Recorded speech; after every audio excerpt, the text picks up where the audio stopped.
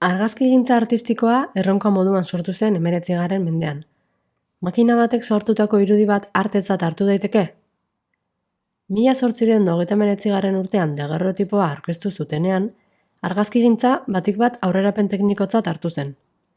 Haren zehaztasun mekanikoak sormena alde batera uzten zuela zirudien. Hala ere, argazkilari batzuk laster hasi ziren errealitatea erregistratu baino gehiago egiten. 19. mendearen amaieran, pektorialismoa sortu zen. Hau da, argazkigintza disiplina artistiko gisa onartzearen alde egin zuen mugimendua.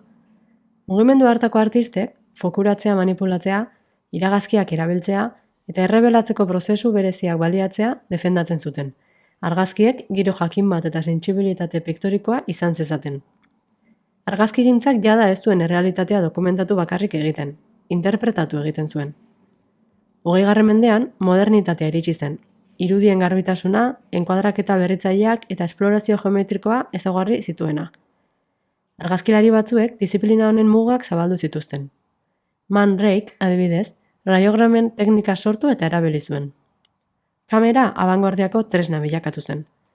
Bigarren Mundu Gerraren ondoren, argazkigintza artistikoa dibertsifikatu egin zen. Esparru dokumentalean, une erabakigarriaren kontzeptua sortu zen. Berriz errepikatuko ez ziren uneak zehaztasun konpositiboaz atzematea bilatzen zuena.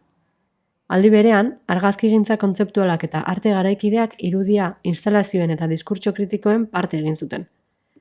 70ko eta 80ko hamarkadetan, koloretako argazkigintzak errekonozimendu artistiko osoa lortu zuen. Egunerokotasunak alderdi estetiko sakona izan zezakeela konturatu ziren. Museoi eta galeriei esker, argazkigintza bildumak osatzeko obra gisa finkatu zen. 20. mendearen amaieran, aro digitalaren hasierarekin, paradigma errotik aldatu zen. Edizio digitalak, manipulazio aurreratuak eta internet bidezko zirkulazio masiboak, sormen prozesuak eta erakusteko moduak birdefinitu zituzten. Argazkigintzaren, diseinuaren eta arte digitalaren arteko muga lausotu egin zen.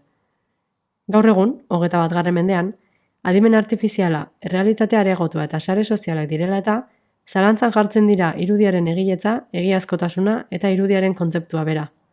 Hala ere, argazkigintzaren esentziak bere horretan dirau. Errealitatea atzematea, berrinterpretatzea eta beste zentzu bat ematea. Daguerrotipotik algoritmo bidez sortutako irudiraino, argazkigintza artistikoak bilakaera handia izan du. Teknika emergente izateari utzi eta ikusmintzaira konplexu bihurtu da. Mundua errepikatu baino, berri imaginatu egiten du. Etengabe eraldatzeko gaitasun horretan dago argazkigintzaren benetako izaera artistikoa.